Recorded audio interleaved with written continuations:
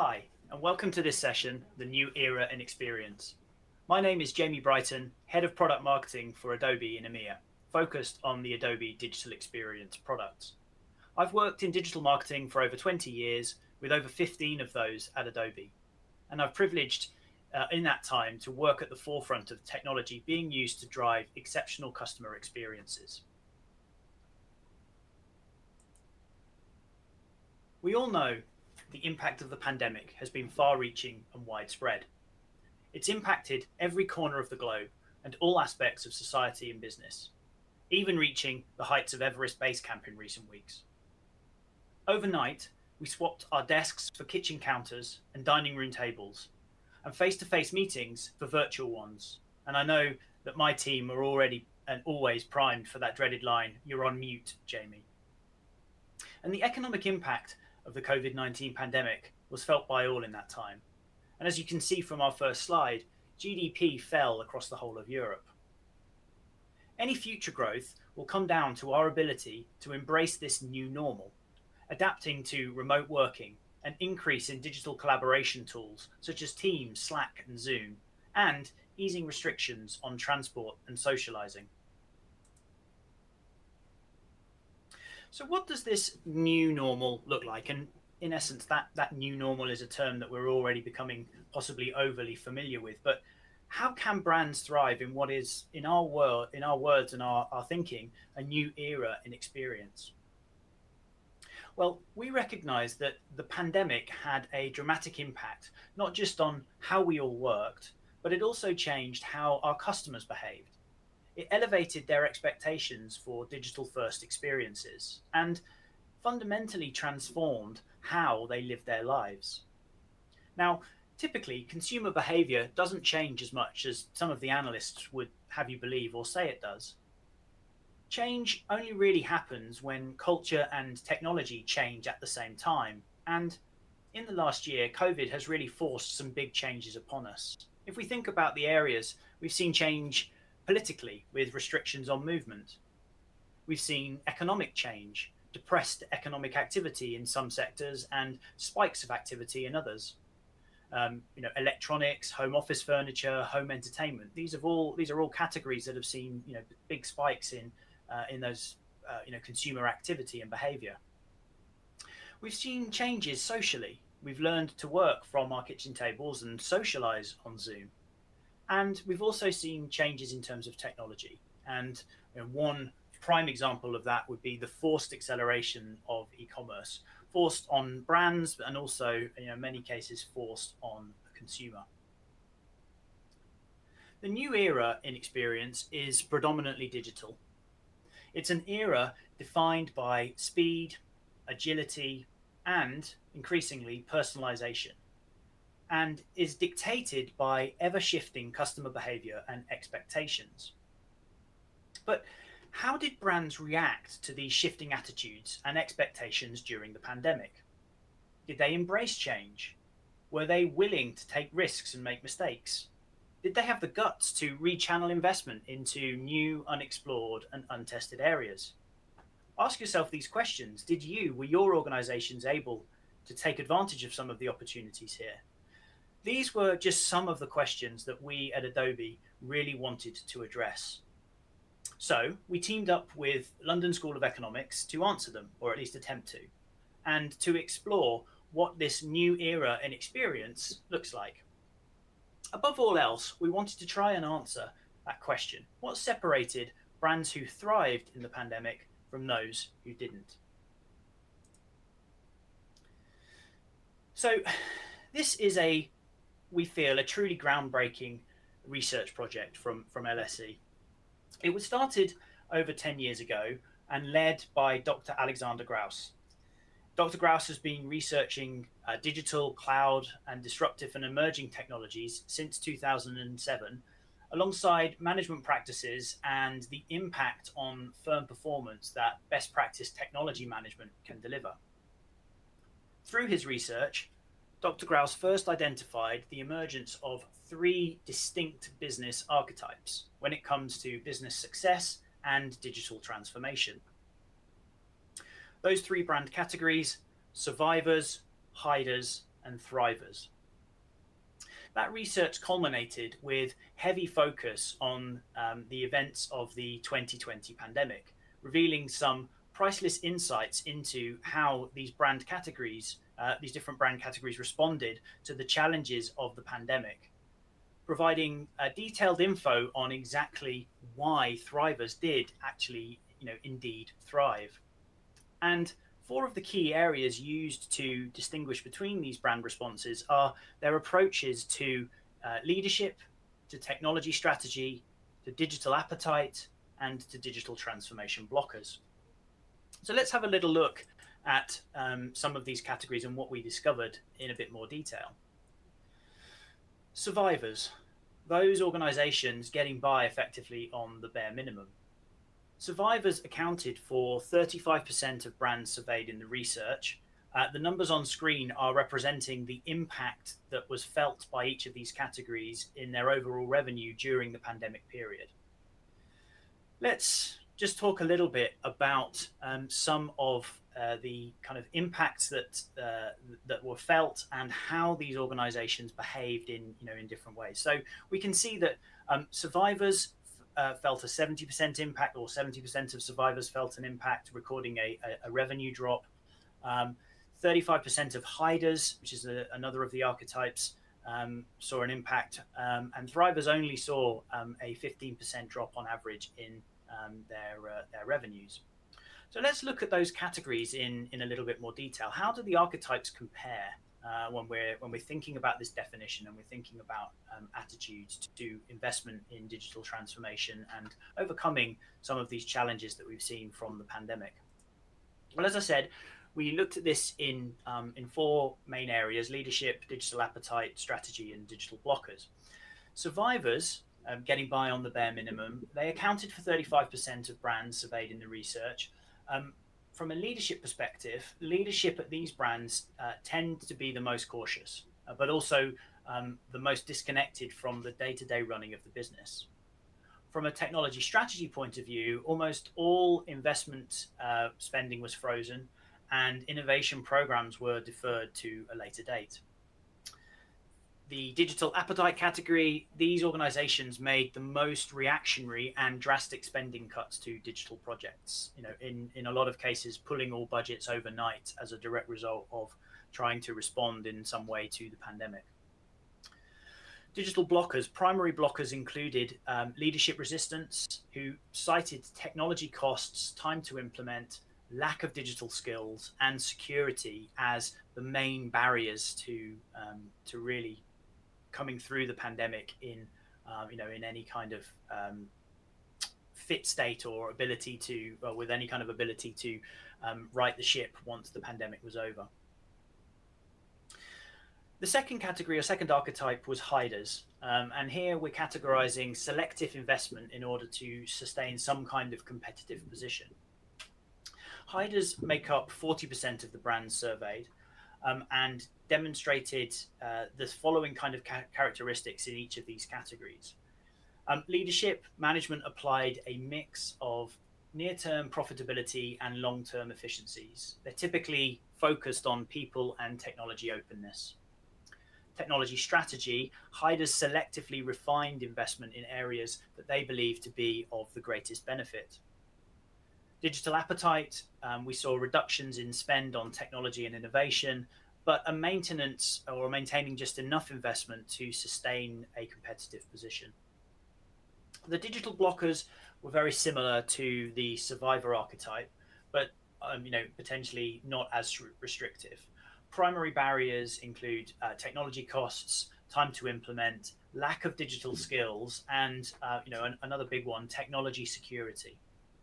And as we saw, 2/3 of hiders suffered a drop in revenue, with an average decrease of 35%. Coming on to our third archetype, and those that actually saw positive outcome and positive progress through the pandemic, thrivers, demonstrating engaged and progressive leadership. Thrivers account for that remaining 25% of brands in the research. And going through the sort of the categories here: leadership, Thriver management is visible and accountable. They balance short and long-term view for profitability and innovation. Their technology strategy is well articulated. They possess one in the first place, obviously, and they link technology and people with clear goals. Obviously, digital appetite is large. They rechanneled cost savings into technology innovation, creating an informed and connected workforce, and ultimately resulting in happy and engaged customers. Blockers obviously still exist for Thrivers. They're largely the same for Thrivers as they are for the other archetypes. But because Thrivers possess progressive leadership that's open to change and willing to take risks, they can overcome many of these barriers. And finally, let's just talk a little bit about the financial impact. Thrivers obviously still felt some impact from the pandemic. 66% of Thrivers reported at least some revenue shortfall, with an average drop of 15%. But their strong digital presence will allow them and has allowed them to react, adapt, and flourish in the medium to long term. So, how do Thrivers behave? What are some of the key traits of this Thriver archetype? By examining the shared behaviors of the most successful Thrivers, the research uncovered 4 common traits that we'd urge business leaders to embrace if they want to succeed during this new era in experience. Thrivers are hands-on and open to change. This new breed of leadership is visible, accountable, adaptable, and invests in innovation. Thrivers build organizational culture around trust. The new era has transformed the employer and employee relationship, and successful leaders are now invested in a company culture that's built on trust, empowerment, and autonomy. To capitalize on digital opportunities, creating the right culture is important, but very difficult in many cases to engineer. Even with a limitless budget, without the support of management and employees, it's tough to really elicit any kind of change. Why do we see that that's the case? Well, in many cases, organizations lack the internal skills or the time necessary to really focus on this and get it right. And what we see from a vendor perspective is that vendors are, customers are typically only using a fraction of the tools that vendors can provide. If we think about the impact of this on customer experience and employee experience, which is almost critically important, or as important these days as the outwardly facing customer experience, the number one internal factor in successfully creating great digital experience is not budget, but actually internal workflows. And outdated workflows are the things that often get in the way and become those digital blockers that we were talking about before, or one of the major digital blockers that we were talking about before. And some organizations are actually changing their internal structure around the customer journey to try and overcome some of those challenges. For Thrivers, the most popular approach is to put the customer at the heart by creating cross-functional teams around the customer journey. In many cases, this enables seamless experience across channels. And its foundation is a centralized view of the customer and a centralized view of the data. The next most popular model, and some Thrivers definitely demonstrate the use of this type of model, is that center of excellence. This is often for organizations at the beginning of their transformation, and is around developing skills and enabling them to actually create the governance that's required. Everything that we've discussed here requires environments that actually support and foster continuous learning. And that's one of the other traits of the Thriver category. Thrivers enable continual learning and upskilling. The new era is constantly evolving, meaning that if you want to succeed, you've got to be able to evolve constantly too.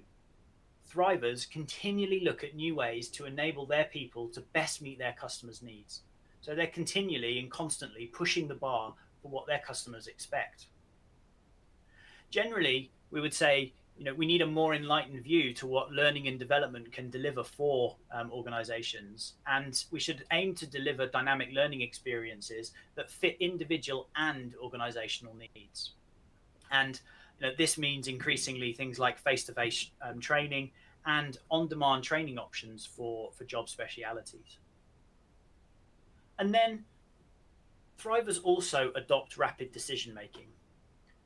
To match the fast-paced and unpredictable nature of the new era, thrivers ensure every part of their business works together in real time to meet customer and employee needs. And they're ready to adapt to whatever change may come. In order to do this, businesses need to improve their insights in order to be able to keep up with the customer and try in many cases to keep one step ahead of them.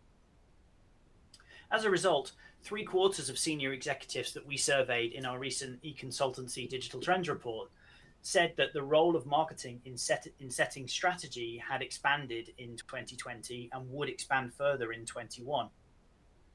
Why was this? Well, the executive committee is looking to marketing to be the voice of this new customer in the new era in experience. And that means understanding and optimizing digital experiences. Of course, the ability to influence here depends on whether marketing has command of the data to understand this digital first customer.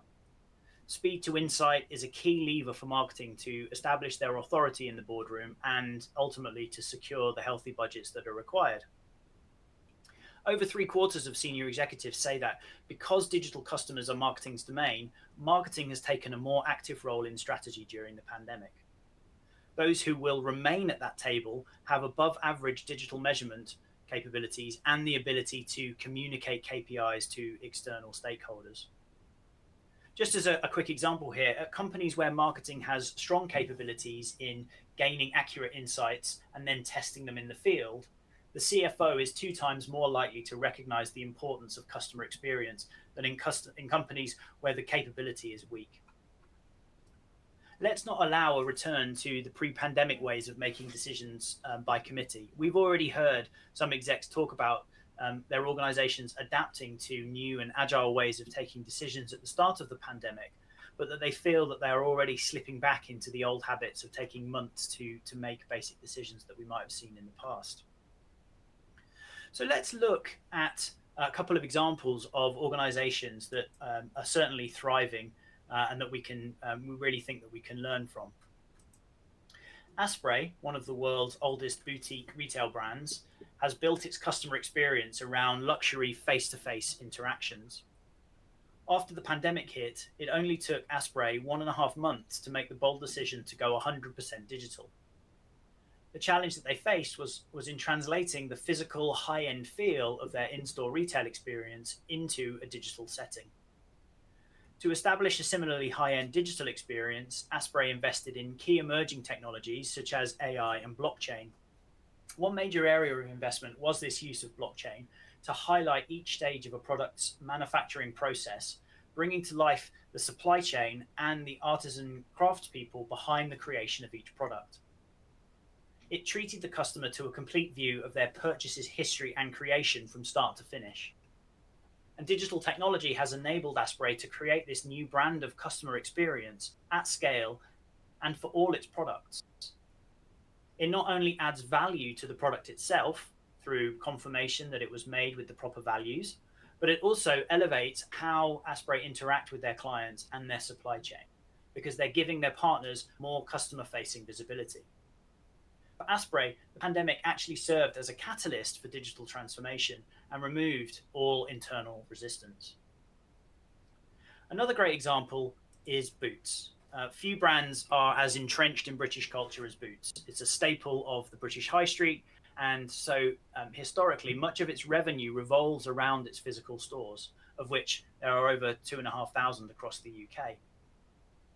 Even though during the pandemic, Boots was able to remain open as a pharmacy, they still recognized the need to digitally transform multiple areas of their business. Chief among these was the launch of a new online pharmacy and beauty service to increase capacity for digital sales, repeat prescription deliveries, and even virtual consultations. Boots doubled the capacity of Boots.com over the lockdown period, increasing more home delivery slots and driving a 78% increase in Boots.com sales over that first lockdown period. Boots serves as a great example of a brand that weren't necessarily forced into digital transformation because they were obviously deemed essential and could remain open, but they knew that sustained digital investment was still the best way to continue delivering extraordinary experiences that enriched their customers' lives. So, as we wrap up, a few things to think about. It's not too late to become a thriver. Global pandemics don't observe calendar changes, but we're heading into the second half of 2021 feeling much more optimistic about our future, and certainly in the UK, already experiencing some returns to normalcy. The COVID-19 genie will never be returned to its bottle. Many of the changes made during 2020 will be long lasting, some for good and some for bad. But with the sacrifices we as a brand have made, we gained certain freedoms, chiefly the ability to break free from legacy infrastructure and to rewrite, in many ways, the future of remote working. So much of this was never previously possible and won't be stalled by a return to the office. The opportunities are there for those ready to seize them, especially among brands whose leadership attitudes may be their only barriers to success. Even so, there's still a significant level of untapped potential, with, as we saw, only 25% of the brands in our research achieving that thriver status currently. And this was due to their long-term, deeper digital transformation focus. For the remaining 3/4 of survivors and hiders, the 4 key leadership represent a critical starting point for any future digital transformation aspirations. Our report categorically proved that cloud is the great enabler to successfully achieving digital transformation. The cloud ties all the key thriver traits together, whether that's enabling continual learning, empowering brands to make decisions quicker, or allowing leadership to be more visible and engaging. During the pandemic, the cloud represented the #1 digital transformation accelerator, with over 65% of brands in Europe already adopting it and 90% considering it as their primary driver for digitization. And encouragingly, during the pandemic itself, 20% of brands further enhanced their use of the cloud through multi-cloud and additional cloud services. So what's the guidance here? Well, the best marketing technology solutions are cloud-based these days, making them more flexible and collaborative and allowing marketers to integrate them with existing solutions. Some of the guidance here is to think about unifying data by integrating cloud-based technology stacks. And we find that this offers marketers the approach to turn data volume and superior and faster insights around much more rapidly. And this can be used to create more customized digital experiences for customers. Logically, if we can speed up insight and use that to improve digital experiences, we'll have a much stronger case for further investment. Collaboration is also key. Strong partnerships are the foundation of achieving digital transformation and exceeding in this new era. Going alone just isn't an option, but rather acknowledging that you can't know everything and that people exist out there who can help you to achieve your goals, whatever they may be. And that's certainly where we think one aspect of how Adobe can help you, because we can help you to benchmark yourself and chart a course to becoming a thriver. That's where Adobe can help. It's our job to enable, equip, and empower your people to do better and to make sure that you uncover their hidden innovation, contributions, talent, and brain power. One of the many ways that we do this is through the Adobe Digital Strategy Group, who offer sustained strategic support that's right for your business.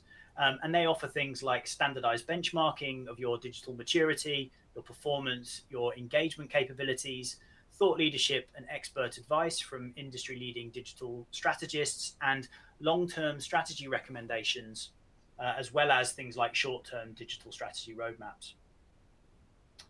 So in summary, I would like to say thank you very much for watching the presentation this morning. You can download the full report from the link on screen. Finally, I would just like to wrap up by saying that we recently held our own customer event, and at that event, which is free to register, there's a whole host of on-demand material available around the subject of digital experience and customer experience management. So I would very much encourage you to register and take advantage of some of that learning material. With that, thank you very much and enjoy the rest of the event.